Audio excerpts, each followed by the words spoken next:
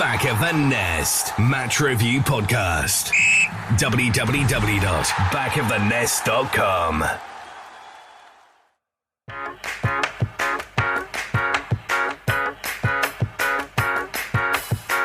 Hello and welcome to the Back of the Nest Review Show. I'm Chris Hambling and I am your slightly croaky host for the show as we look back at a hugely satisfying win against South Coast Minnows Brighton. I'll introduce my panel in just a moment.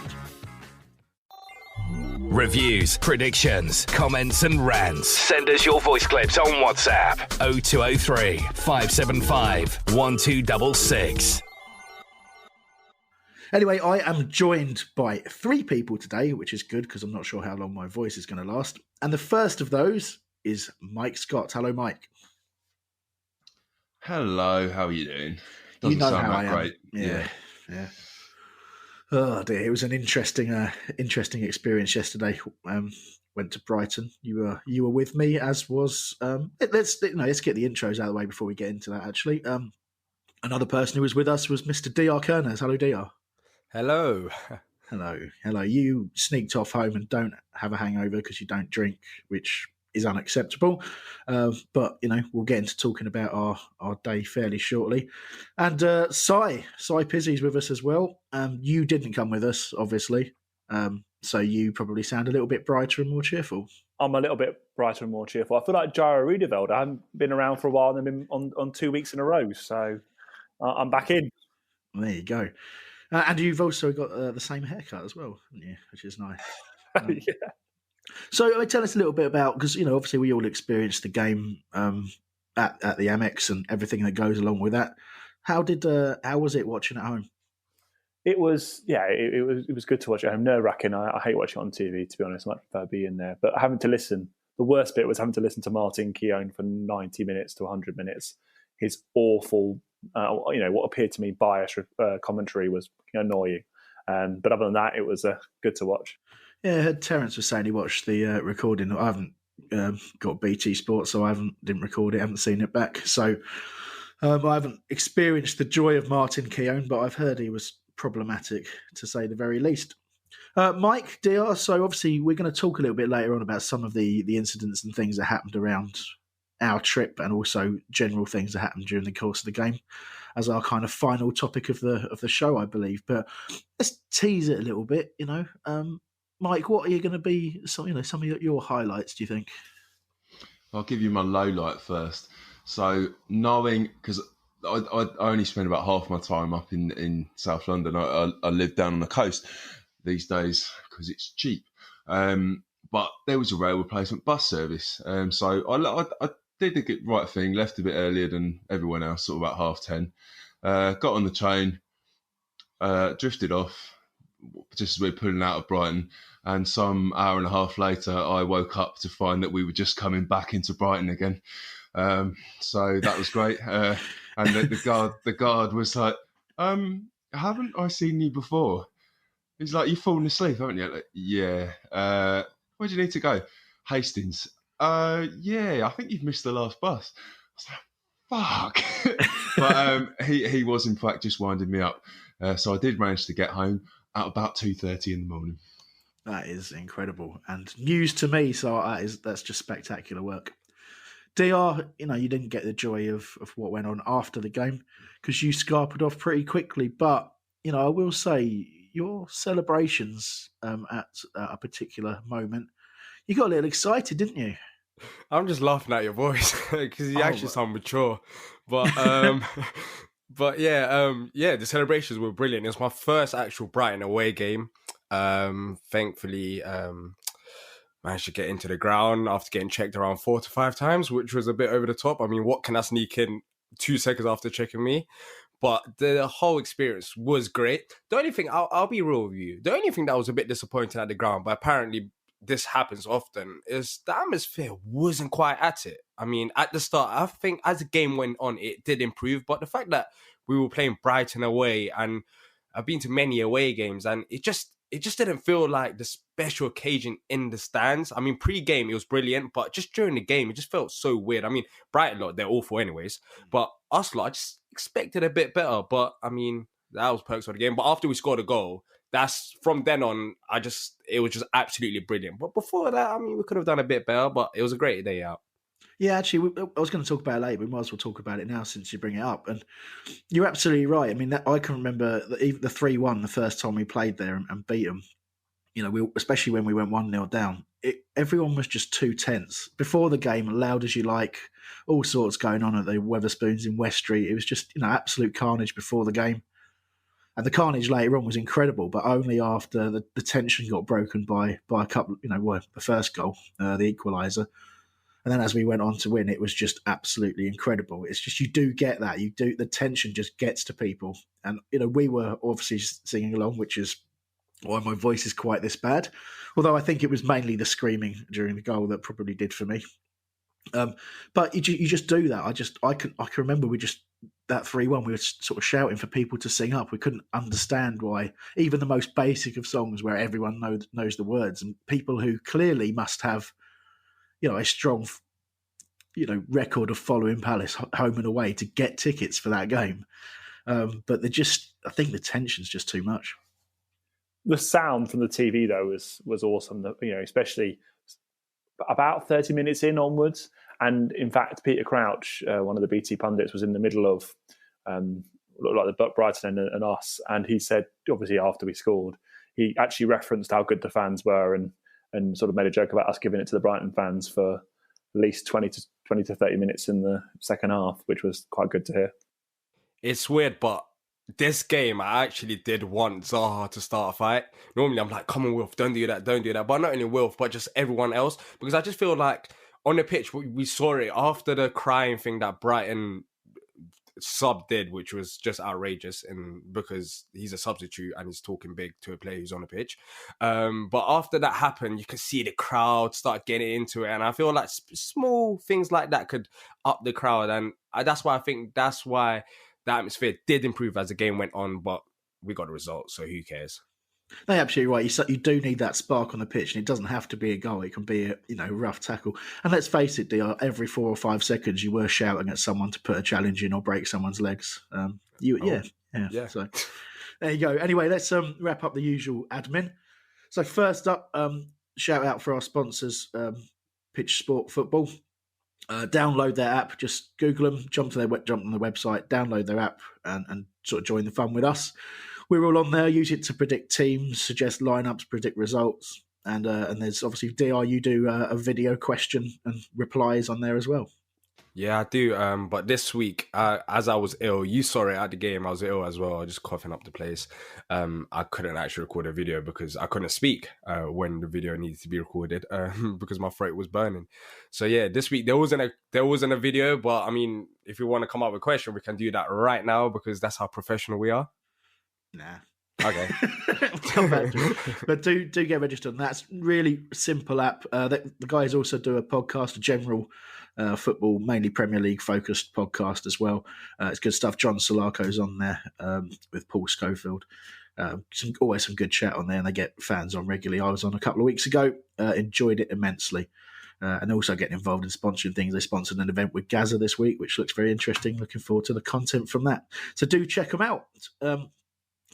Also, socials, get in touch with us. Instagram is at Back of the Nest CPFC, Twitter at Back of the Nest, Facebook Back of the Nest, YouTube Back of the Nest. You can always email us if you're in the future. That's hi@backofthenest.com. And don't forget your podcast app reviews, iTunes podcast. What was it called? I've forgotten them all. Apple Podcasts. Yeah, and there's also there's some others that I've just completely blanked on. Yeah, we're on Spotify. You're quite right. Yeah, but get reviewing 5 stars, please, because then that way people will pick up the show, and we'll get more listeners. And that's all we want from you. That's all we ever ask. And finally, as a couple of people have done this week, you can also get in touch and leave us some WhatsApp voice messages. Our contact number for WhatsApp is 0203 575 1266.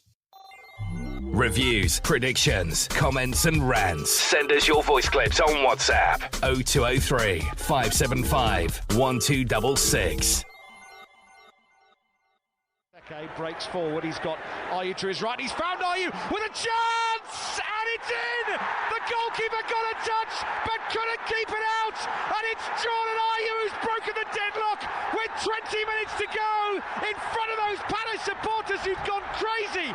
Absolutely crazy. It's a lovely little ball fed through by Benteke, and Ayew did just enough. It was strapped by the goalkeeper, but he could not stop it from rolling over the line, and Palace lead at the Amex. Brighton 0, Crystal Palace 1. Always love the commentary from BBC Sport. Absolutely incredible stuff, and beautifully captures the sort of the power of the emotion there. You can hear the Palace fans, us included, in the background, going absolutely insane. Limbs, as they say, but proper unforced limbs. It was just it was an incredible moment. I think the longest I've celebrated for quite some time, and just the screaming. I promise you, that's what did this to my voice. It's just ridiculous. But what a great moment. And we'll talk about that goal, how it came about, and all the various different bits and pieces around it shortly. But let's take a little step back and talk a little bit about how we started that game. So, understandably, Roy goes with the same lineup as Newcastle. Luca's only really fit for the bench, and obviously we found out a little bit later on that he didn't even have 45 minutes in the legs. So we saw Gyro Riedeveld come on, which we'll talk about in just a sec. But it's just a question for the panel, really. Given that we played the exact same lineup as Newcastle, it's really notable that in that Newcastle game that we pressed high up the pitch very early on. We started with a real intensity, didn't give them a second of space. But in this game, it didn't really seem that way. So I'm wondering whether you feel that's because of the opposition or maybe a different approach from Roy Hodgson. I think he saw me in the stands. I mean, I wasn't at the Newcastle game, and he decided, let's go out and attack and have lots of shots on target. But then he saw me at Brighton away. He's like, all right, let's start it slow again. No, that's not the reason. But I think, as you said, it's a Brighton. It's Brighton away, and we saw at home. I don't think I can't really blame him because we got a result. But technically, I don't think we should have started like that. But it is understandable because the way that Brighton play. Brighton love keeping the ball. They have got pace up there with Maupay. So Roy clearly sees that, and he would rather just go sit back, let Brighton play it about. And it did work out in a way because you saw it. Brighton were keeping the ball, but what were they? They did create chances, but they also had lots of misplaced passes, which I noticed. I don't know the official stats about it, but we forced them to do that by just sitting back. And I feel like Roy just wanted to keep it simple because we're away from home and the way that they play. And overall, it did work out well. But of course, I think some fans would have liked us to go at them a bit more. But can you really moan if we get the results? I don't think so. Whilst I think we were a lot more defensive-minded than we were against Newcastle, and it probably was because Diyar wasn't there. But if you look at the stats and if you look at the match of the day analysis from Shearer, we did actually defend a lot higher up the pitch, and we pressed Brighton a lot higher up the pitch because of the fact that they like to play it around the back was something they actually picked out on Match of the Day, and I think you could definitely tell we did press them higher, even though we were a little bit more defensive. Yeah, I just think we certainly, you're right, a bit more defensive, a little bit more passive at times, but not to the degree that we've moaned about before. This is not really a criticism, just an observation of a slight change of approach. But I do think, as I hinted at when I was asking the question, really, that we have to take the opposition into account, and they do play possession-based football, and they do use the wings. It's interesting hearing Potter talk after the game about what he felt was the way to deal with Palace, in the fact that we're very narrow and we fill in that space. So they thought the best way to deal with that was to really get the ball wide and attack down the flanks, and they did that a lot. And as rightly observed, not always to a tremendous effect. I mean, I feel that slow start is a little harsh because the early chances, the Kuate one, for example, kind of fell to us. And it was a little while before Brighton started, getting the shots in. I know that it was the most shots they had in any game in the Premier League this season, but they didn't start off creating that much. They just had a ton of possession, which I'm pretty sure that Hodgson would have been absolutely happy with. And it's hard to compare them in Newcastle because Newcastle were absolutely bollocks. Very, very, very true. No, it's a good point. And yes, you're right. Perhaps a slow start is a little harsh, but it wasn't a great first half. I think all of us said that at half time. That I think me and Chris Clark spent probably most of the first half talking about anything other than football, as Diyar gave me stick for during the game. Yeah, I was just listening, and I was like, "What on earth is going on? Am I at a bar? Am I watching?" It was so confusing. But I don't blame you, because they saying a slow start. I feel like when you look at their chances, Mike said they had some very good chances as well. I mean, the Solly March one, 9 times out of 10, it's harder to miss that. I don't know how he actually missed that, but I mean, on another day, if they took their chances, just like what happened at home in the first half when we faced them, absolutely dominated us. And I don't think it was the same when we faced them at their ground yesterday or the day before, depends on when you're listening. But they still did have the possession and they still did create chances. But as I said, I feel like our tactics helped us. Yeah, look, early chances. I mean, obviously we got a very, very early one, which Benteke did horribly with. Which didn't look that bad from the stadium, but having seen it back, I think his foot seemed to have been put on incorrectly. And the Coyote chance just delayed that a little bit too long, and Ryan got out to smother it. But, those were the sort of 2 clear-cut chances early on, and then it just settled into that rhythm, that routine of us. A lot of the time we had all of our players in our own half, and I think that built the sort of frustration, because as you rightly talked about, the tension was there in the crowd. There wasn't a great atmosphere. Everyone's looking at each other and thinking, this is Brighton away. Something more should be happening. And that's just our experience of that first half. And obviously we know how it turned out. And when you look back at it, given how it turned out, it feels like absolutely the right choice. And, who am I to say any different? Our expected goals were apparently slightly higher than theirs, which is incredible considering they had 24 shots. And I think a lot of the problems, their crowd being quiet, is probably the fact that they haven't really scored many goals. And the last thing they wanted was another game of not scoring or ruining the chances that they created. But I think that brings us nicely on to our man of the match poll. And I'll come on to why in a second. So someone kindly put on Twitter, I'm not sure which one of you it was, who was man of the match. Yeah, excellent. Dan, Benteke, Cahill, or Morpie. And more than the Sully March miss, the fact that he stopped his own player from scoring was just absolutely incredible. I think didn't Glenn Murray, I think at Selhurst last season, managed to stop a goal with his arse as well. Like, on the line. They've obviously got previous for this. So, it's great that they have all these chances and they just can't put them away. And hopefully that will mean that the other teams around them can keep getting points and they can bugger off back down to the Championship. Absolutely right, as we kept saying to them after the game repeatedly in a variety of ways. But I put Morpay in there just for that reason. He missed so many chances just shooting straight at the keeper, but the block from Dunk was just beautiful, especially as they were already celebrating. And of all the players you just don't want to score against us, it's obviously Lewis Dunk as well. So that was a truly beautiful moment in a game that had several. I want to talk a little bit about James McCarthy before we start getting into some general reviewing kind of stuff. These are my kind of key points at the top. So McCarthy went off at half time with Gyro coming on. I just want your views, gents, on first of all how you felt McCarthy was playing, given that he's got the shirt over Luca at the moment. Unfortunate to get a slight pull on the hamstring. Apparently was keen to try it in the second half, but they didn't want to take a risk, so maybe not that serious. So I suppose first of all, how did you think McCarthy got on in that first half? I haven't asked anyone in particular, so I'm just going to pick on Si. I thought he was really solid, and the more I see of him, the more I like. I think he's getting back to match fitness, and we have to remember that he's not played for a very long time and for this number of games. But I love his sort of doggedness, his determination, his sort of evident passion. But I also think he's actually got a quality pass and a quality set piece on him. So I think if he carries on like this, he's been a right bargain. I just want to talk about now that we talked about McCarthy, I just want to talk about Jared Riedewald.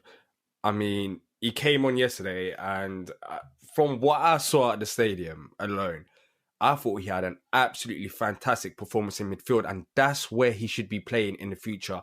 Yes, he done good at left back, and it helps that he can play left back. But with his technical abilities, he deserves that Luca role. And this might trigger some fans, But I don't think Luka should be starting after that Everton away game, because not just that game, but we've seen with Luka, he's had suspensions, he's had injuries, but every time he has returned, he hasn't still been the same Luka that we've had. And I was talking about this with you, Chris, going to the game, and you said, well, you look at the forward players and their runs, they could be better. Yeah, you have a point there. But with Diyar, what you saw yesterday, he fitted in right in that role.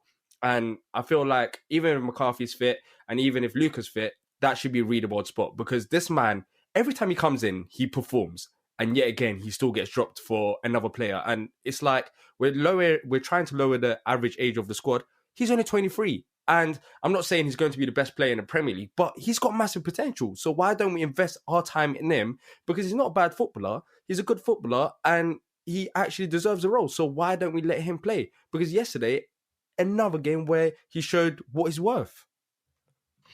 Yeah, great points there, Diyar.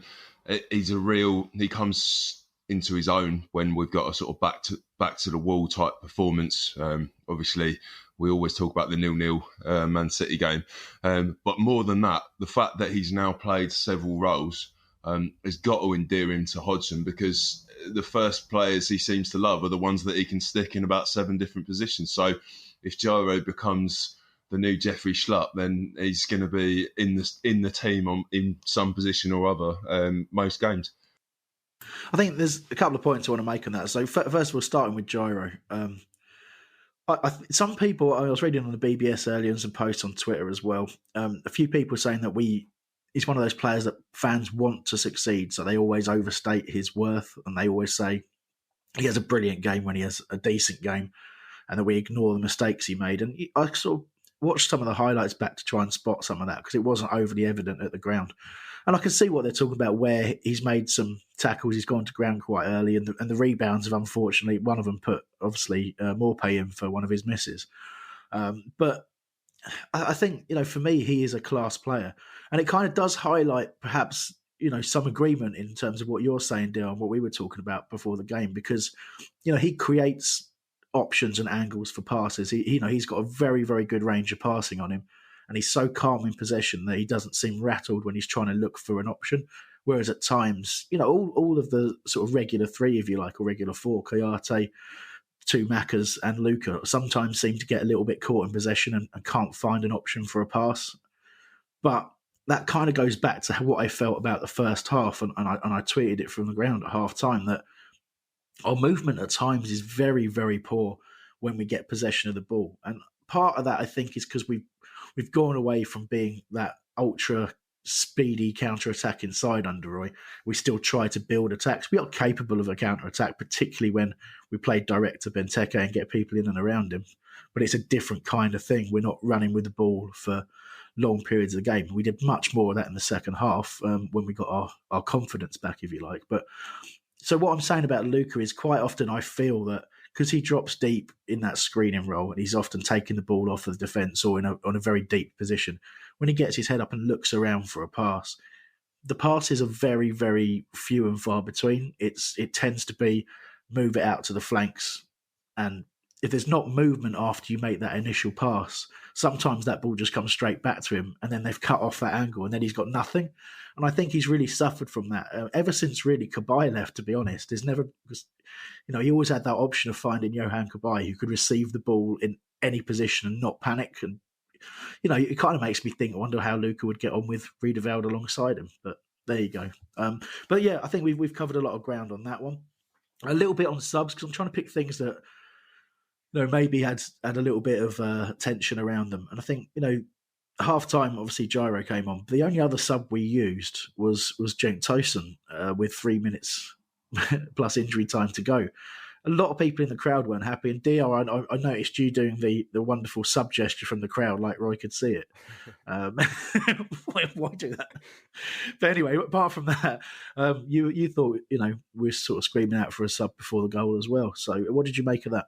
Yeah, I mean, you look at Benteke's performance yesterday, it's a bit of a weird one, because some people are saying he's had a good performance, some people are saying he could have done a bit better, but where I stand on it, I feel like he did the basics, and that was pretty much it in front of goal. He wasn't that effective, and for that reason, I feel like as the game went on and on, you could see that he was tiring out a bit. And I just didn't understand the reason for keeping on Benteke for that long and not bringing on Tosun, because we saw what happened last game against Newcastle when Tosun came on. He might not be that clinical striker right now, but he has helped us defensively. And sometimes you just need a player out there with energy. And yeah, I mean, I thought that we should have made a substitution around the 75th or 80th minute mark, because you could see that certain players were getting tired, especially Benteke. It worked out in the end, but there will be a time which it will cost us, and we'll end up actually blaming the player, whereas it's not really the player's fault. We need to make sure, we've talked about this before, game management. Just do the subs a bit earlier. That's it, Roy. That's the only real negative out of it, because another day it could have cost us, and it shouldn't have. I have to disagree with Diyar on this one, because I thought Benteke was class. Apart from his fact they couldn't hit water, who fell out of a boat moment right at the beginning of the match, I thought his hold-up play, his link-up play with other players, and they kept referencing that throughout the game on the commentary, saying, okay, he hasn't got much in front of goal, but actually the importance to us of Benteke playing how he is in terms of building everything from him, I thought he was very strong yesterday. Can we bring in a bit of listener contact on the subject of Tekers then? So Lucy, formerly of this parish, just put Benteke, we're better with him in the team, discuss. And then Peter Windsor, is Big Ben reinventing himself as a number 10? And that's exactly what I was thinking during the game. Okay, he missed some absolute sitters and it was very annoying. But he was the pinnacle for getting balls up quickly on the counter-attack, holding up. Obviously, his ball through to IE for the goal was incredible. And he could well be a number 10, because there's no point in him having the ball in front of goal because he's not going to score. But he's doing the job of holding up the ball on counter-attacks, which seems to be very effective. On top of that, defensively yesterday, he was absolutely incredible. He just seemed to make me a lot more stressed, because they had a lot of corners, a lot of set pieces, and he was there next to Guaita, and he just did his job. I think so. I mean, I don't go along with the whole number 10 argument, but I see what people are saying about him, his hold-up play. But I think he's always had that, apart from when he's been very, very low on confidence and we've not really used him in the right way. I think we were a little bit more direct, and similar against Newcastle as well. We worked much better in terms of trying to play a little bit more to his strength. So get the ball up for him to either head on or control the chest and try and bring other people into play. But the thing he added, because his confidence has lifted over the last couple of weeks, probably since getting the goal against Everton, really, is that you saw him turn and run with the ball and take players on and be positive. The movement is better than it was. At his absolute worst, the movement just went to pieces and he wasn't in the right positions in the box, so nobody bothered to put the ball in the box for him. And obviously when the chances come, he's just not had consistent chances to kind of build any kind of rhythm. And he's still probably suffering with that, if we're completely honest. But hold-up play is excellent. The key for that is getting people in and around him. And it really lifts people like Ayew and Zaha when they have someone like that on his game. And it makes a big difference. And I think, as well, you can't underestimate the effect of bringing in Cenk Tosun to push him for that place as well. And I think the two of them really need, for the rest of the season, battling out for that position at the top of the attack. Just bodes well for us. I really do think that. I think in the future, now that Jordan Ayew has been scoring goals, but I want to see Jordan Ayew play more narrow and close to Benteke, because we've been talking about his hold-up play recently and how he's been good and he has been involved in other players. But imagine if Jordan Ayew was more narrow in the pitch and next to Benteke rather than out wide, and you had a player like Andros Townsend there, and you had basically a front 3 or 4, however you want to see it, of Wilfried Zaha, Benteke, Ayew and Townsend. That sounds lethal to me, especially the way that Benteke is playing right now. I don't think he can be a number 10 because of his build. Like, I don't think he's got not the abilities, but he's too slow for number 10 in my opinion. Not that he's a slow footballer, but it's just his footwork. I don't think he's got the number 10 style footwork. But in the future, I want to see that happen. Jordan Ayew playing closer to Benteke, because he can give the ball to him, as we've seen, and I feel like that we could create more chances and possibly score even more goals. I just want, while you're talking about IE, bring up the best tweet of the weekend, which was from the Ghanaian prince himself. And it simply said, "Great day at the seaside with my friends. Thank you for the amazing support." Now, how good is that? It's Listen amazing. to his interview afterwards, just smiling, happy. What a man. What a man. I mean, he's the turnaround in IU is incredible, rightly revered, but it just shows the value of confidence, doesn't it? We talk about it a lot on this show. It's a regular theme, but it's so true that it's probably the most important thing in football if you want your team to be playing well, putting good runs together, and all the little things that go on in a game. They're just better with a confident team. And you think as well how often Ayew, Benteke, and Zaha have played together. It's not actually that often, and we're really seeing the value in a run of games for them together, and they're starting to build understanding. I mean, that you think even a month, 2 months ago, maybe the likelihood of Benteke picking the ball up, moving through a couple of players, running at goal at pace, and then having the wherewithal to slide that ball in perfectly for Ayew. You just think there's no way that would have happened. But, that little, 5 or 10% more positivity and belief, and those things start happening. And it's great that it happened against Brighton. It really is. And my last point really was what a difference a goal makes. And that was because of how I was feeling at half time and how in the second half before we scored it, we'd started to come under a little bit of pressure again. And you're kind of thinking we'll be lucky to get away with a 0-0 here because we'd dropped so deep at one point. I think I turned to Diyar and said that I don't want to say this too loudly, but whenever we drop this deep in a game, a goal for the opposition is coming, and it really is coming. But we managed to get it. And the clouds lifted and ended up being a wonderful day. Anyway, so a little bit of reaction from us. Let's get some reaction from our WhatsApp voice messages. First up is Darren. Evening, back at the nest. How we doing? Darren here. Taking a while to reflect on the second half of the game. I thought we played very well. I thought we kept, to a certain point, some composure. I think we let it go a little bit, even there. We had some good opportunities. Benteke looks a bit more confident. I mean, the miss in the first half, he should have gone with his head, not his foot, but what can you do? But overall, to be fair, taking everything into consideration, 3 points is 3 points at this stage of the season. I'm not really too fussed how it comes. We know we're not going to get exciting football from Roy, and we know we're going to get the same old results. We're not going to get 5, 6, 7 goal thrillers, but we're going to get the points we need. And fingers crossed we can do something about it in the summer. Well, I mean, first up, come on, Darren, mate, we beat Brighton. I think he sounded tired, or he was having to speak very, very quietly because he was, maybe recording that message somewhere he shouldn't have been. But some interesting points in there. Mike, you want to jump in though? Go on. Yeah, just on a similar subject of somebody that doesn't sound too impressed by it. AM Eagle said, "Don't get carried away. Newcastle and Brighton are very poor sides that offer little."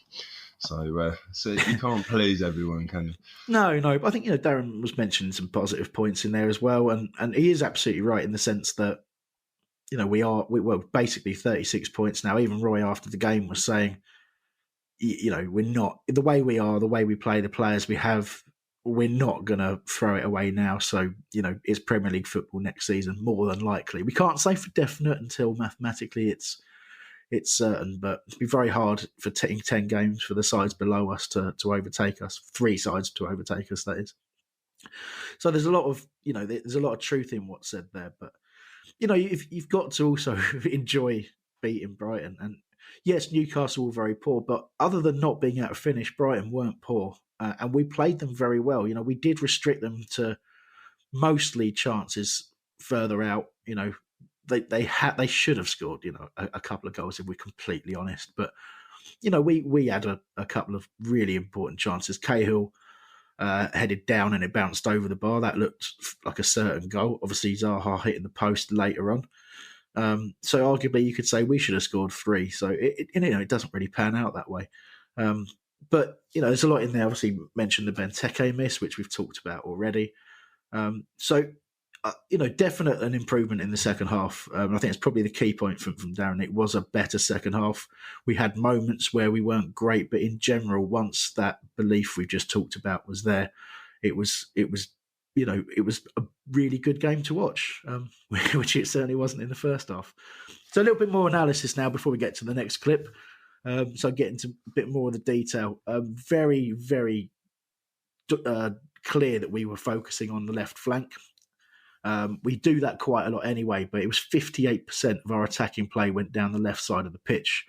And Wilf wasn't always on the left. In fact, he started out on the right, and him and Ayew exchanged positions a few times. But I want to jump to using the Who Scored website and look at the sort of average positions. It's really interesting to see the average positions of our front three were all on the left-hand side of the pitch. I think part of that is because Zaha and Ayew exchanged positions quite a lot, so Ayew's position was kind of dragged across from the right-hand side. So it's a little bit of a false picture when you look at the image itself, but in general, it was even the central midfield drifted over there, and we'll talk about the defensive problems that gave us, but from an attacking sense, it really did put that pressure on Brighton when we did get the ball, and just created that little bit of danger, that little bit of panic, and made them think a little bit about their shape. So it was a clear tactic and one we've seen before, but better executed in the second half without a doubt. As much as I hate the sort of pundit loving with the way Brighton play, and it's been a bit sick provoking, to be honest, the last few months. But I have to admit, Montoya and Byrne on both the right and left defensive flanks played really, really well. And they actually managed, I thought, Ayew and Zaha's threat very, very well throughout most of the game. And, Byrne in particular, who's like a 7-foot giant, but who can also run as quick as Zaha. It was ridiculous. But I thought we gave them a tough time, but they did, to be fair, did a really good job. I don't think it's a coincidence, in all honesty, that we played down the left-hand side. It's obvious tactics because you look at how we play, it's not really the midfielders that help us going forward. It's more the left back or the right back. And you look at our left back, Patrick Van Aanholt, compared to our right back, Joel Ward.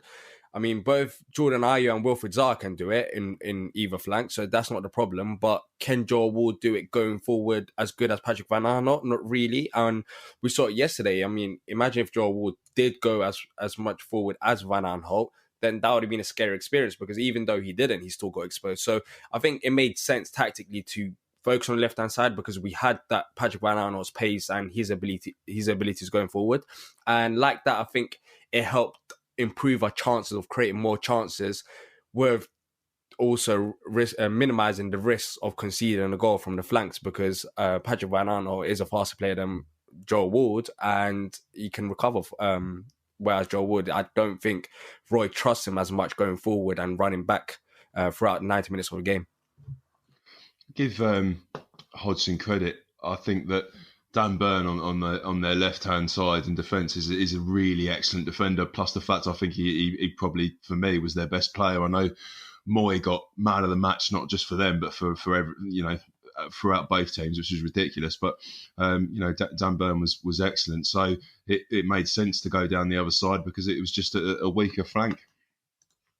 I think interestingly, it also shows the different approach because I've talked a lot about when Zaha is double or triple marked, why aren't we trying to get a few more bodies over on the other flank and taking advantage of that space? But it shows that you can do that, taking advantage a different way by getting more numbers on the left, and that's really what we did so well. And absolute credit to Roy for that because they've noticed. It's just basically given Zaha some help. He found space in this game because they couldn't double and triple mark him, or if they did, we had 2 or 3 players around him to take advantage of it. And that's the other way to go than chucking some more players out on the right and switching play. And it worked extremely well. So I've got to hold my hands up there and say well done to the manager and staff. If we get a new right back in the summer, honestly, I feel like next season we'll score more goals. It sounds crazy, but we saw with Andrew Townsend this season. Wan-Bissaka left and he had something going forward. He had that pace. I know that he's 1 in a million. We're not going to get someone like that from the academy. But if we get someone, even like Van Aanholt, who on his day he can defend, but majority of the times he's better attacker rather than defender. Even if you get someone like that, we saw this season with Andrew Townsend, he's pretty much out of the picture right now, which is crazy after you're judging his previous couple seasons. You never would have really thought that, but I feel like the fullbacks are so significant in Roy's system that when you have someone like Joe Wood, and this is not criticism for Joe Wood because we shouldn't put him in this position in the first place. He can't go forward and offer something up front and also track back. That's just not him. He's just a defender. At this day and age in the Premier League, he's just a defender rather than a fullback. And I feel like that's why it's so important that in summer, even though we should have got it before, but I'm not going to go into that topic. In the summer, it's so important that we get a right back, even if it's Nathan Ferguson, who can do both. We will create more chances and score more goals. Trust me. No, I think it would definitely give a better balance to the side and more threat down that side as well. I think it's a good chance to talk about Joel Ward and one of the more interesting sort of tactical battles on the pitch. And so first up, it's worth saying that Joel Ward was much better in the second half and got better protection. And you know, by the end of the game, I think it was a solid performance. But first half, he was so regularly caught out of position, and Scott Dan was livid with him so often. Was it you, Mike, who observed him shout to Wardy that, you know, you're the fucking right back, not me? Yeah, he definitely did say that. Yeah, I'm no lip reader, but yeah. But what I was trying to work out why it was, because he kept getting caught out, and it's a really simple tactic. So, you know, you had Morpay up top, and Trossard was just playing off of him, and one or both of them kept drifting out left, and their sort of wide left player, if you like, that Wardy was getting close to. There is a wing back, really, isn't he? I suppose.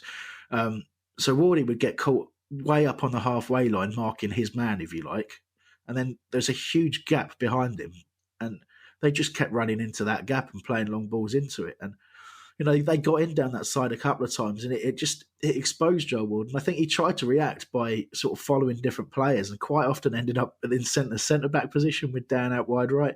And it was causing a lot of tension between the two. But it was something that was definitely dealt with at half time, and we sort of negated that threat by getting closer to the people in possession, but just getting more numbers in and around there, and the midfield doing a slightly better job of protecting Wardy. But he, you know, if you could have taken him off after 10 minutes, you probably would have done, because he was getting run ragged that much. But obviously we had no options on the bench for a right back. But I think credit really must go to the fact that he can have a half like that and come out and just do a much better job without it. It's not affected him in any way. Didn't, you know, affect his confidence and belief and his attitude to the game. And that's what shines through with Joe Ward, our longest serving player, and an absolute credit. And, you know, it's to his credit that we haven't missed Wan-Bissaka quite as much as I thought we were going to, although we certainly miss him getting forward. But so shout out to Wardy for that there. It's definitely time for a little bit more Jordan Ayew love. And this is something that Terence from the preview show chucked our way.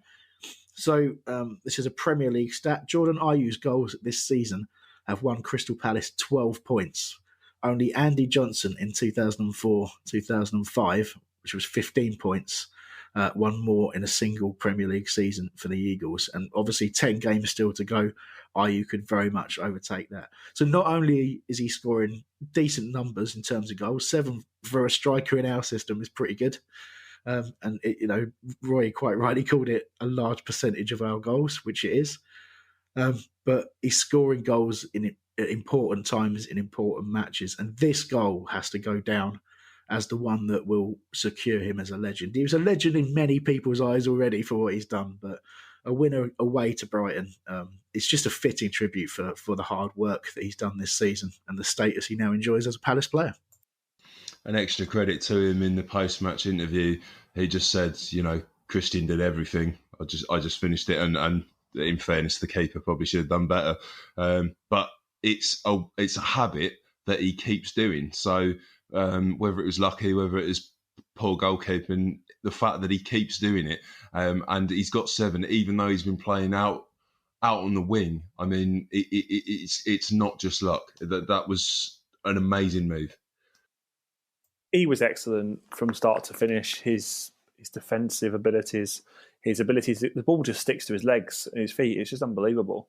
But you can't believe that I was there on, I think it was the 2nd of January last year, singing "We Were There When IU Scored" at Wolves because we thought he'd never score again. And you just can never imagine that he'd be the legend that he is now after singing that at Molineux that night. But he's just, he's quickly going up my sort of table as one of my favourite players. So, according to the Premier League, they tweeted this out. Jordan Ayew's goals this season have won Palace 12 points. If you just said the thing that I read out earlier, like literally to start this conversation, is that how little you listen to me? Maybe. But here's my point. So 12 points. And right now we're sitting on 36 points. So minus 12, that results in 24. And currently in the Premier League, where we would be right now is below Aston Villa, who are 90th and in relegation zone.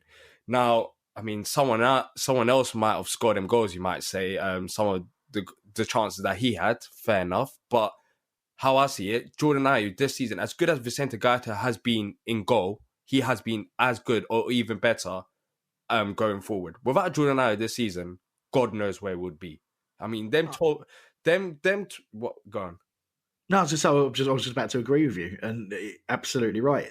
It just emphasises just how vital those goals have been, and you're quite right in saying, well, it's a what if thing, isn't it? Because if he doesn't score, maybe someone else does.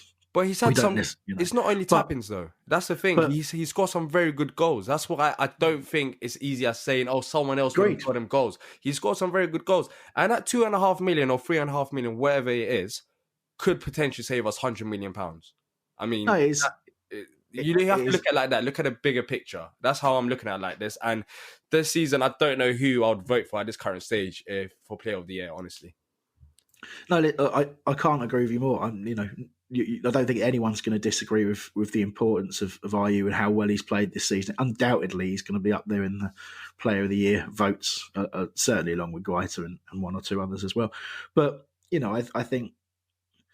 I think he can even get better as well. Was he 28, something like that? I think there's more to come from him as that confidence continues to build. And, you talked about the ball sticking to his feet. I mean, you said legs originally, which is a weird image, but certainly right that you corrected it to feet. And but it is that level of skill, that level of technique that the hard work was always there, but that seems to have come on leaps and bounds. I think it's always been there with him. He's that talented a player, but he seems settled and happy. And this, sometimes we see it a lot, don't we, at Palace? We have players that join us where it's just the absolute right club for them. And if they go somewhere else, they never quite do any better, or, they're never going to reach the heights that they reach with us. And I think Jordan Ayew is just the perfect type of player for Crystal Palace. It just fits everything that we do. To have that work ethic, which always will win over Palace fans. And I think we're not unique in that sense, but it's very much a trait of our fan base, and particularly with forward players, ever since, AJ came on the scene, and just through continuously running at a ridiculous pace and no lack of skill either, but the hard work that he put in, it just set the tone for what we love as a forward player in this kind of modern era. And Ayew just does that. He's brilliant for us, and I'm so happy that he made that turnaround as well. And as for the price that we got him for, it seems ridiculous now. At the time, there were obviously a few people thinking it was a waste of money and a waste of a squad place and a waste of wages. Those people obviously will be delighted as well. I'm sure that is an incorrect statement. Anyway, let's hear from another listener. This one is Ebo. Hey, back in the nest, Ebo here. Just finished watching the Palace Brighton match. That was a difficult one. Performance-wise, we weren't great. Again, very deep in midfield, really let Brighton get at us a lot. And I think they had the better, obviously, of the possession. And at the start, certainly had the better of the chances.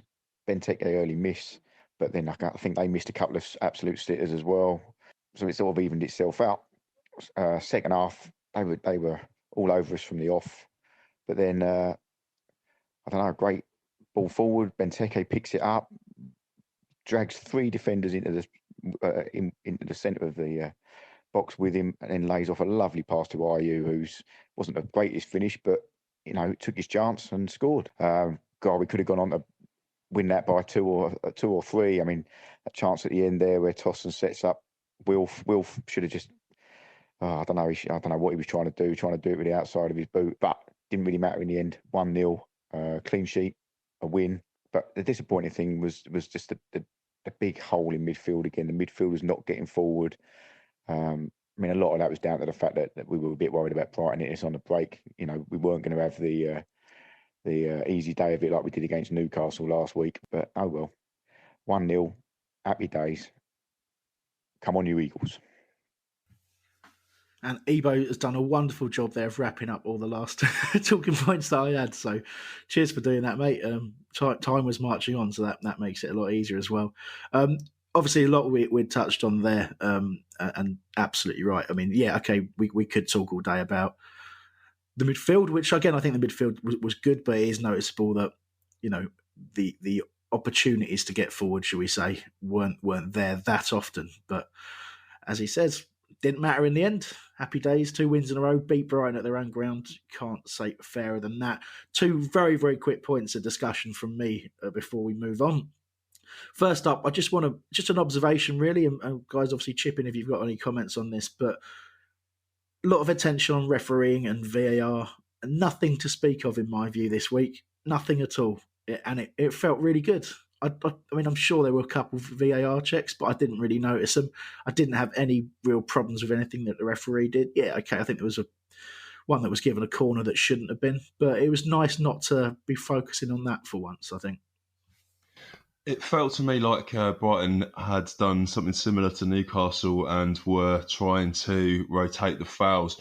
And he did a sterling effort of trying to keep 22 men on the pitch, but the only thing that got to me was I do feel that a few more of the Brighton players should have been booked. Some of the treatment of Wilf was ridiculous, and it stunned me that it was the Bellends, the sub that they had, that actually was the first one to get booked, because they come in with some pretty ferocious tackling, and it's no real wonder that he got angry. I guess that's what happens, Hamber, when you talk to Chris Clark for 45 minutes at a game and not actually follow the game itself. You forget about the referee. That might be a solution for it. But yeah, overall, considering that it was a derby, I think it was Martin Atkinson that was refereeing the game. He seemed like a nice gentleman. And yeah, why are you laughing to that? Yeah, he seemed like he's a nice person. Like, not only from this game, he just seemed like a calm guy. You know, he doesn't have an ego, so he's one of the better refs. And yeah, I thought he handled it well. And unlike some of the games that we saw today in the Premier League, like the Everton game against United, so thankfully we were lucky with that one. Did you forget that it was Martin Atkinson that booked Will for being fouled earlier on in the season and booked him for diving when he didn't dive? Have you forgotten those? Wait, was that Arsenal? Yeah. What? Yeah. Oh, no, Arsenal and Watford. Yeah. Oh. Yeah. Why do you have but to let's not get focused on that. Yeah. I was giving him some praise, but I still hate him. So there you go. He's a gentleman still. You call him? He's still a gentleman, is he? Nice, calm gentleman, as you put it. As a ref. Interesting comment. So I suppose let's talk about the Zaha Skeleto incident before we move on as well. We've kind of hinted at it, talked about it a little bit, but the first thing I want to address, I suppose, is people accusing Zaha of spitting. Now, he did spit, like a lot of footballers do. So first of all, you got people claiming he was spitting at the player, which he wasn't. He was, and he was spitting in the direction of the crowd. Well, yeah, the crowd were in that direction, and it was at a point where they were giving him stick, but I don't really understand what they're talking about. Apparently it's a red card offence to spit on the floor near a crowd that's abusing you. So, don't really understand that. And as for the incident itself, they're hero worshipping him. I suppose it's just all part of the fun, isn't it? I don't see it as a major thing. It was funny that he got booked. Probably shouldn't have been, and I wouldn't have been surprised if Zaha had been booked as well, to be honest with you. But he wasn't. And that's all I really think about it. It's nothing really. It's part of the passion of a derby game. If a 40-something gammon wants to say he spat because whoever said it has never run in their lives and realised you have to spit when you've lost your breath. I mean, the only thing that bothered me about spitting yesterday was when we were all waiting for a train. We'd been kettled off. All the Palace fans were waiting for a train, and there was a Brighton fan spitting on us from above. He got cuffed and took away by 3 policemen. That's the main spitting incident I remember. And he deserved everything that he gets. Hopefully, he got more than what we saw. The only other thing I want to bring up from what people have said about Zaha, Keith Powell this morning said, "Another poor performance from Zaha. It's a regular thing now. His value must be dropping." I'm not sure. I was watching the same game as you, Keith. Sorry, I don't get it. He missed that chance and hit the post, but I think that was mainly Tosson's fault for knocking him the ball too far. I thought it was harder than Solly March's chance. Other than that, I thought he was amazing. He's not the only one, though. I've seen that on Twitter.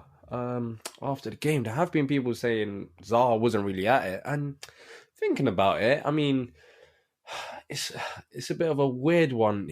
Of course, I feel like he could have done better, but the circumstances don't help him as well, really. The fact that there's other distractions, which he needs to get over. That substitute, as much as, as funny it is, he shouldn't really let things like that bother him. But I feel like people are, because it's against Brighton and they hate him so much, I feel like Brighton fans and even Palace fans are expecting much more from him in terms of contribution, creating more chances and stuff. But if you actually look at the way that we play, we can't really create chances because everyone pretty much has a limited role going forward. So I feel like that contributed. But yeah, I wouldn't say that he had a particularly great game, maybe average at best. I thought he got better as the abuse from the crowd grew, and that often is the case. And Martin Keown, I mentioned him again, I'm not obsessed with him, but he did say actually he tends to get better when there is more abuse directed towards him. You can't doubt his passion for being at the club, though. When you saw him celebrate when we scored that goal, and you could hear him on the TV in terms of what he was saying to the home family, which is quite amusing. But no, I think he had a decent enough game. But again, there's always 2 or 3 players on him, so it's always difficult for him. Yeah, you're absolutely right, and I totally agree about the passion of him screaming at what at the fan. I love that. But he, of all the players, they all understand that's a rivalry. But Wilf is one of those players who really gets it. Because of the hate that he gets, it's returned, and he loves nothing more than us beating Brighton, and he loves nothing more than it being down to him as well. I mean, look, to go back and address Keith's point, I think it just comes down to expectation again, doesn't it? Wilf sets a very, very high line in terms of what he's capable of. But as you've kind of said, there's so many variables in how the game will go for him because, after he's been around that long now that every club has a long list of things that they know that they can do that will nullify him. So obviously multiple people marking him, rotational fouling, winding him up, even from the sidelines, it seems that's now acceptable. And, the home crowd or the away crowd, depending where we're playing, also know that, sometimes if they can get on his back, it will make him emotional, either angry or, lose a bit of focus, and that can affect his play as well. But he's just a sensational footballer, and we are a weaker team with him not in it, almost no matter how he's playing. I don't think that we can do a lot else. We play through him all the time, just all the time. So the expectation's there for him to beat several players just consistently throughout the course of a game. And, anyone who, if you want, I'm not trying to, be offensive or anything like that. And I know Keith a little bit, and he's watched more games than probably all of us put together. He knows his stuff, and it'll just be down to, again, Keith's expectation of what he knows that Wilfred is capable of. But I think it's just one variable form. There's so many more to it, and for me, Wilf is undroppable, just undroppable. I just want to add to that if we go back to the Benteke thing, I think because we played through Benteke so much yesterday, it brought out more in Zaha because he wasn't expected to do something out of nowhere. Benteke had already held the ball up to the point where Zaha had more space than usual. So if that's a deliberate tactic and it continues, I think he's going to have a decent last 10 games. And it's a little bit of Q&A time. We've taken some of your questions as we've gone through the review, but there's a few more left. So over to you, Mike. As ever, we had plenty of feedback, so thank you very much. We read them all, we comment on them all, and we add in as many as we possibly can. So Sacadinho has said, does Gyro now deserve a run in the team in midfield? I think we've discussed that enough, and the answer from Diyar was a big old yes.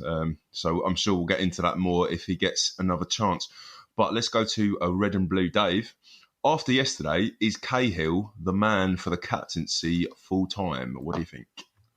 It's a tough one, isn't it? Because, I mean, you don't really change club captain through the course of a season. It's very rare unless like a new manager comes in or there's some kind of a disciplinary issue or something like that. I think the natural way that would happen, and I believe Tompkins is actually vice captain as well. So if he's playing, so you'd have to have Luca and Tompkins not playing either through injury or form, and Cahill will be the captain. But in answer to the question, personally, no, because I think sometimes the armband gets overstated because, many footballers we've interviewed on this show and its various incarnations will all tell you that, yes, there's a captain, but there's leaders throughout the dressing room. So, Gary Cahill will be another captain no matter what. He's not going to think, Luca's a captain, I better not say anything. He's going to say his piece. He's going to motivate the players around him. And the more leaders you have, the better. So for me, I don't think it's that big of an issue because I don't think the armband is that important in the context of what you see out on the pitch. And I think from what all the players say, Luca's a very good club captain in terms of everything that goes on away from the pitch. So I don't think it's that big of an issue personally. I'm not sure if anyone else thinks anything else. He's a natural leader. Yeah, that's what that matters. You can see it on the pitch. He's vocal. Other players listen to him. They have respect. I don't think captaincy really needs to be changed. I think it can cause more of a stir. There's no need for it. Cahill's doing his job well. He doesn't need an armband to continue doing it. He's just a natural leader. Yeah, I mean, I wouldn't have thought Cahill could give a toss whether he's the captain or not. As you say, it might rock the boat a bit if Luca found out that he wasn't. So let's go on to Sam Winner. Sorry if I've pronounced your name wrong, Sam. We've barely mentioned him today, despite the fact that he was apparently player of the game on Who Scored. Felt Guaita had another outstanding game and ever so reliable. Should he be leading the player of the year this season for us, or should it be IU? What do you think? Well, Diyar's already mentioned it, so why don't you just revisit that for us, Diyar? You talked about your choice. Yeah. Is it just those two? Yeah, it is those two for this season if you're looking at player of the year. I said that I can't really make a decision, but I mean 20 minutes later I think I can slightly if I have to pick right now and I have to pick one player out of them two, because I do think it's only them two. I think it has I think you were confident. Yeah, exactly. I was so confident until I was like, am I going to do it? I think it has to be Vicente, but then when I say it, I'm like, Jordan Ayew goals have legit saved us from relegation, but Vicente saves have saved us. It's so hard, but I'm just going to give it Vicente just by 0.1%. That's how tight it is. Yeah, I have to agree with Diyar. There is no other choice for me other than Vicente. He has been, without a doubt, player of the season, consistent, and has saved us. And actually, I think generally, if it wasn't for him, we probably would have been relegated. Yeah, I think he's just emphasised something that we talked about a lot on this show, and various people got upset about it at times. But it just shows the value of that extra bit of class in the goalkeeping position. Obviously, I'm referring to Hennessy, and for all that's gone on with Hennessy, he's a decent keeper, an international keeper. But when you look at the level of save that Guaita pulls off on a regular basis and the confidence that he exudes with the team, that's that little step up. You've got perfectly competent, good players.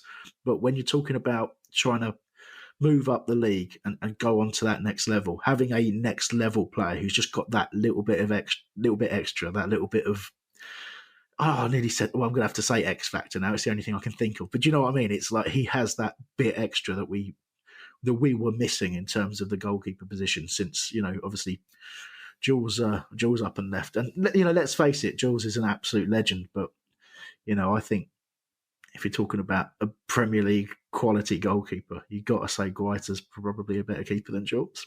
Did I just say that out loud? I did. Ooh. Let's see if anyone argues with me. But I'm not here for arguments. It's a good day. Exactly right. All right. Okay, well, we'll leave that there. The only other thing I wanted to say about Guaita was there was someone singing the Guaita song yesterday to the wrong melody, which was one of the worst things I've ever heard in my life. So let's just finish the feedback from people with Charles Meyer. Now that we have almost certainly achieved survival, Hodgson said as much, with that victory, do you think Roy should start playing Meyer in Townsend in an effort to really go for victories and perhaps push up the table? I don't think he will, but I do think that there will be a chance that he will slightly sort of take the shackles off. He won't. I promise you. I don't, and I think he's right as well to not do it until there's a bit of a higher degree of certainty. But I think over the coming weeks, and maybe in some of the games that are a bit more of a free hit later on, I think we might see a little bit of change of ambition, and possibly rotation of the squad, giving people an opportunity to, being cynical about it at times, maybe putting a couple of players in the shop window as well. I think Tosin will get some more minutes for sure. And probably Max will get a bit of game time, and I hope Andros as well. But and that's what you need to do. But I don't think it will come now. I think if we pick up another win, then I think Roy will take those shackles off, and he's shown us that he will do that before. If you go back to the Bournemouth game, and what an incredible game that was at the end of last season. I don't think he necessarily enjoyed it, but I think he's much more relaxed and able to do that. But I guess he's also an old school manager who will respect the competition as well. So we'll see. I have to agree with Chris, and I think Hodgson's got one aim in his mind, and that's to get to the safety line. And we saw it last year, and I think we'll see it again once we've got to that point. I think he will play a lot more of a less restrictive and more expansive outlook on games. So we'd have to wait till we get to that point, but he's shown he can do it before, and I think he'll do it again. Okay, so let's just round up with some final chat about, well, I suppose we'll call them events at the game. That's what Mike's titled it in the topics. Before I do, just a quick reminder, check out our sponsor, Pitch Sport Football. Go to their website, download the app, get involved on that. So there's all sorts going on as they're ramping up their launch, and do check out their podcast as well. It's some great content, and as I say, John Solarco's a regular on there, and he loves a bit of Palace chat as well, which is so you can contact the guys and get in touch with them and start making your own contributions to what they do as well. I think you'll thoroughly enjoy it. But we can't really go talk about the day and the game events without a quick chat about Chris Clark. So we put a poll up, which disappointed me, and we'll get to the result of that in a second. But so after the game, we obviously get kept in, as any of you will know, who go away regularly, particularly at games against your rivals. So we got kept in, was it something like 25 minutes or something like that? And they carry on serving at the bar. So after a little while, crowd starts dispersing. We start walking up, and there's a pretty hefty queue. So we turn around and head back to the bar. But unfortunately, the bar's closing, isn't it, Mike? The bar's just closing. And then calm, respectful young man, Chris Clark, he gets a beer rage, a proper beer rage. He's rowing with the supervisor at the bar.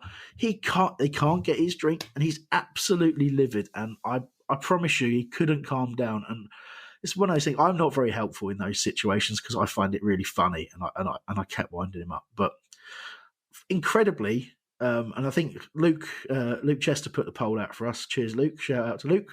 But incredibly, you backed him for being angry because they closed the bar 38 seconds early, and you out there in listener world backed Chris Clark. It's incredible, Mike. Incredible stuff. Yeah, I'm not that surprised by the result, but let's put it in context. Him and Luke got the train down and had three cans of whatever horrible lemon-infused IPA that they drink. We then met in Weatherspoons in North Street to get some breakfast. We had a couple more there. Then we'd had a couple at the ground. So it wasn't like he was thirsty. And we were about to go off to Brighton to do some more drinking. So I do feel it was a slight overreaction, but unsurprisingly, it was 60% of people reckoned that he wasn't being out of I order. think I found it that funny because we'd just beaten Brighton and he was red with rage. You're just like, come on, mate. You know. How did I miss this? I know you'd already scarpered off to get your train. But yeah, oh dear. And I promise you, he's still angry now. But it was incredible scenes. But yeah, well done, Chris, for a hugely amusing moment on our day out. So we've talked about the atmosphere and the nerves and all that kind of stuff earlier on, but let's have a little chat about what I've determined is called Flaregate. And this just sums up the kind of support that Brighton are. So, a smoke bomb goes off. There was also one of those flares that sort of sparks all the lights and stuff like that. And, and Brighton fans are absolutely up in arms about it. So, first of all, they let flares off at Selhurst the last couple of times they visited. So apparently it's all right for them, but not for us. Apparently our supporters are human garbage for letting off. But, it's a football match. Why are people trying to sanitize football? I don't want to go down too deep a route here, but there's a culture in football, and you should try to protect that, and otherwise it doesn't carry on being football. It doesn't carry on being the game that it is for the people that it's for. And to see them up in arms about it, I mean, yeah, okay, it's laughable, and you can read their comments and laugh at them, but it actually makes me sad. Even though that I hate them all because they're Brighton fans, it makes me sad that they go to a football match and they think like that, and they actually think that they're right. They actually think that an atmosphere and visuals and a proper derby game, that's wrong. It baffles me. This is the same people that sing "We're All Having a Party" when Wilfried Zaha dies. So slight double standard. But yeah, from my point of view, amazing support, ridiculous limbs when we scored, and huge props to the HF because they led the singing in a not particularly acoustically easy grounds to have a tune sung right around. I think we did a great job. As a man who just went to Fenerbahce versus Galatasaray game, seeing Brighton fans complain about flares is just hilarious. When if we had the same treatment as Galatasaray at that game, right, we would have had speakers in front of us so that the home team can't hear us. We would have been kept in the stadium for a good 2-3 hours, and they would just shut the light at us when it was dark. But yeah, if a flare is a problem. If it's a flare, geez, you acting like we threw flares at Brighton fans. Nothing happened. Like it's crazy. It's just crazy. Just listening to people complain about flares as a fan who has watched Turkish football before. I don't know. The culture is of course different, but it hasn't harmed anyone. It's not like no one died or anyone got coronavirus from a flare. It doesn't spread virus. It just smoke. Yeah, I mean everything's on fire in Turkish football all the time, isn't it? So it's not. It's a totally different thing. What was that? I just said, every a Turkish football match, pretty much everything's on fire all the time. It's fine. Nah, it's not as bad as it was back in the day. It's better. Back in the day. How old are you? Come on, mate. I've been going to see Fenerbahce for a good 10 plus years now. So yeah, it's different. Yeah, okay. Good stuff. Anyway, and you made them lose for the first time in how many years? And I'm banned as well, once again, apparently. Are you? Yeah, because you need a special card and you get banned. Wow. Well, there you go. A rebel you are. No. So that'll do, I think, in terms of the events. Mike, did you make a quiz this week?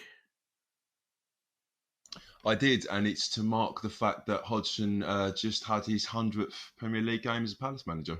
Oh, fuck it. Let's do a quiz then. Hodgson themed, yeah. It's going to be a little bit harder because there's three of you. I didn't think about that, but we'll give it a go. So yeah, 100. I mean, it's not his 100th game; it's his 100th Premier League game, and that's mostly come from the fact that the Premier League like to think that they're the only important competition. It's actually his 113th, I think, but let's ignore that for a minute.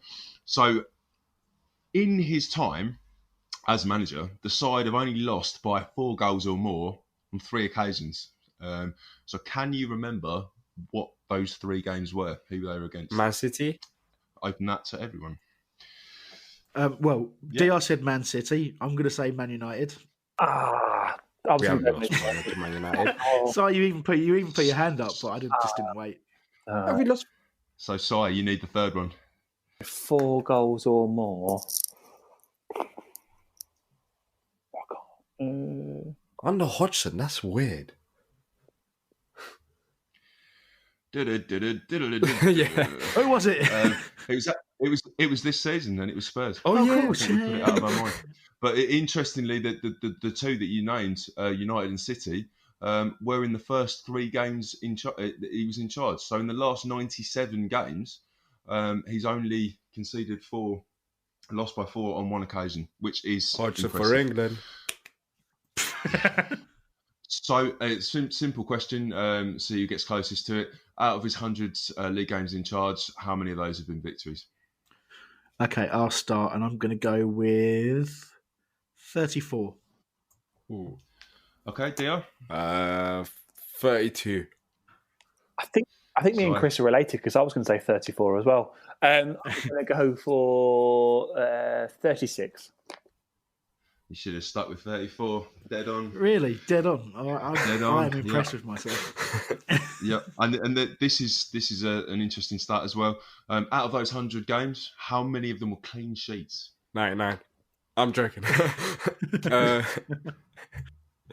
Wow. Should we do it in the same order, or do we want to go different order? I mean, should we... You go first. Do I have to go first? How many were clean sheets in 100 games? I'm going to go with 34. 39. 30.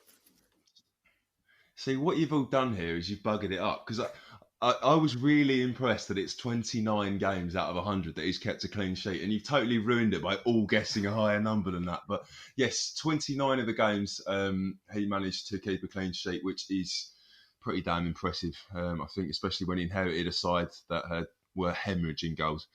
The last question. So him and Dougie Freedman have almost identical win ratios across all competitions, 35.5, so marginally higher than his Premier League record. But just tell me whether these managers have a higher or lower win rate. So first of all, Big Sam. Higher. I'm going to go higher as well. I'm going to go higher as well. Okay. Roughly how much do you think higher? Do you want to guess 38. a number on what percentage his win rate was? Yeah, pretty much 37.5. So marginally higher, although obviously a lot less games because he just decided to up and fuck off from the club. So Tony Pulis, higher or lower? Lower. I think higher. I actually... Sorry, you've gone higher, Si, have you? Yeah. Because I think you're probably. Oh, it's going to be tight now. It's going to be tight because I reckon maybe the Brighton game has just tipped him over. Expectations have changed. And remember, on the Pulis, we probably got the points, but it's wins. Actually, yeah. No, he got a fair few wins as well. I'm going to go higher. I'm going lower. Well, it's higher. It's considerably higher, and it's the highest percentage win rate out of managers that have been there for a while in a long time. 42.86% will win. There you go. But again, on a much higher amount. Ian Holloway. Lower. Yeah, lower. Lower. Yeah, he ruined it. He's 3 points out of the first 10 games in the Premier League season. Obviously, he was still an amazing manager for us. Got us up, but only 30.43. And finally, perhaps the most difficult one, Ian Dowie. Oh, now I think fractionally higher. Yeah, same. Higher. Yeah, in fact, quite considerably higher, 40.65. Oh, you're right. No, you did have a good. Impressive stuff.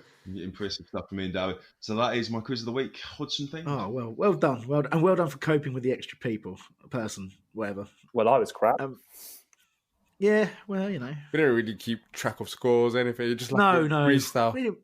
We had to rattle through that pretty quickly. And Mike did a really good job. It's about the taking part anyway. Yeah, at least we tried. Well, I hope you did well at home.